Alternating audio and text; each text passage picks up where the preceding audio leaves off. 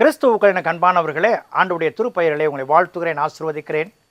கடவுள் இந்த புதிய நாளின் நன்மைகளை வெண்மலை கொடுப்பாராக. சிறப்பாக இறைவனுடைய பிறப்பை கொண்டாடுகிற இந்த கிறிஸ்மஸ் நாளில் இறைவனுடைய பிறப்பு தர மகிழ்ச்சியும் சந்தோஷமும் உங்கள் வாழ்க்கையிலே பெருக தேவன் கிருபை வராடட்டும். நானும் வாழ்த்துகிறேன், ஆசீர்வதிக்கிறேன். தியானத்திற்காக ஒரு வசனத்தை உங்களுக்கு முன்பாக வைக்கிறேன். அது சங்கீதங்களின் புஸ்தகம் 148 சங்கீதம் 14வது வசனம். அவர் தம்முடைய பரிசுத்தவான்கள் யாவருக்கும் தம்மை சேர்ந்த ஜனமாய் இஸ்ரவேல் புத்திரருக்கும் கொண்டாட்டமாக தம்முடைய ஜனத்திற்கு ஒரு கொம்பை உயர்த்தினார். ஹல்லேலூயா. செலிப்ரேஷன். அவர் கொம்பை உயர்த்தினார். ஹல்லேலூயா. என் தேவன் உயர்த்தின கொம்பு என் இடத்துல வந்தபடியினாலே அதை கொண்டாடுகிற நிலை எனக்கு வருகிறது. என் ஆண்டவர் எனக்காக தன்னுடைய சொந்த குமாரனை தந்தார். அது மிகப்பெரிய கொண்டாட்டத்தை நினைவு கூறுகிறவனாய் நான் காணப்படுகிறேன். நான் பல ஊர்களில் கடந்து வந்த பொழுது கிறிஸ்மஸ் பண்டிகை நாளிலே திருச்சபையை பல வண்ண விளக்குகளினாலே அலங்கரிப்பார்கள். சில திருச்சபைகள் ரோடுகளெல்லாம் கூட வண்ண விளக்குகளை ஏற்றி அந்த கொண்டாட்டத்தின் அறிகுறியாக அதை வெளிக்காண்பிப்பது உண்டு. Why the celebration? ஏன் இந்த கொண்டாட்டம்? இதுதான் கேள்வி எனக்கு.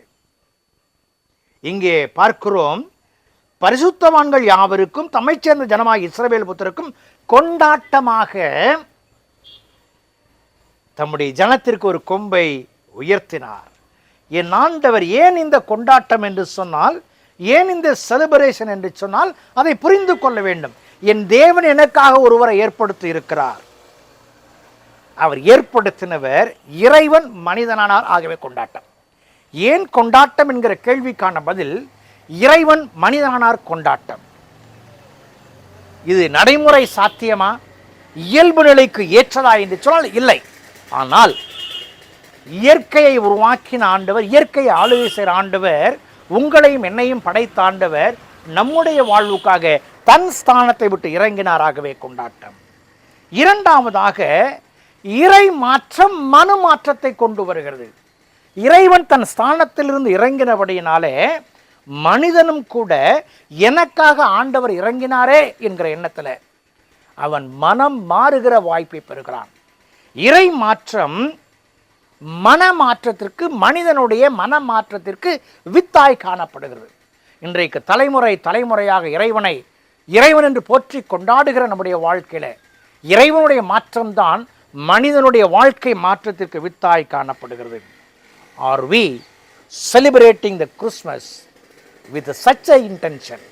இறைவனுடைய இந்த அநாதி நோக்கங்களை உணர்ந்தவர்களாய் கொண்டாடுகிறோமா? என் வாழ்க்கையிலே நான் இறைவனை பிரதிபலிக்க வேண்டும்.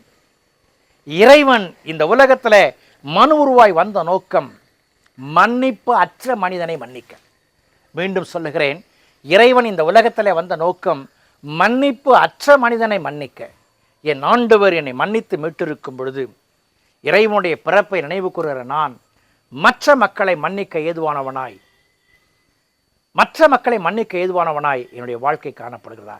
அப்படி காணப்படும் என்று சொன்னால் கொண்டாடுவோம் இறை பிறப்பை. இறைவன் நம்மை ஆசீர்வதிப்பார். ஜெபம் செய்வோம். பரிசுத்தமும் கிருபையும் நிறைந்த அன்பின் ஆண்டவரே, இந்த நாளுக்காய், இந்த வேளைக்காய் மீண்டும் நன்றி செலுத்துகிறோம். உம்முடைய பிறப்பின் கொண்டாட்டத்தில் பங்கேற்கிற நாங்கள் இறைமகன் மனு உருவாய் வந்ததற்காய் நாங்கள் கொண்டாடுகிறோம்.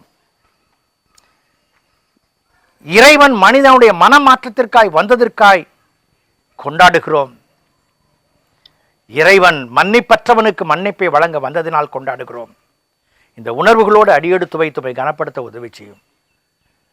கொண்டாடுகிற ஒவ்வொரு மக்களையும் இந்த உணர்வோடு கொண்டாட செய்யும். ஆசீர்வதியும். இயேசுவின் ஜெபிக்கிறோம், ஜெபங்கள் பிதாவே. ஆமென்.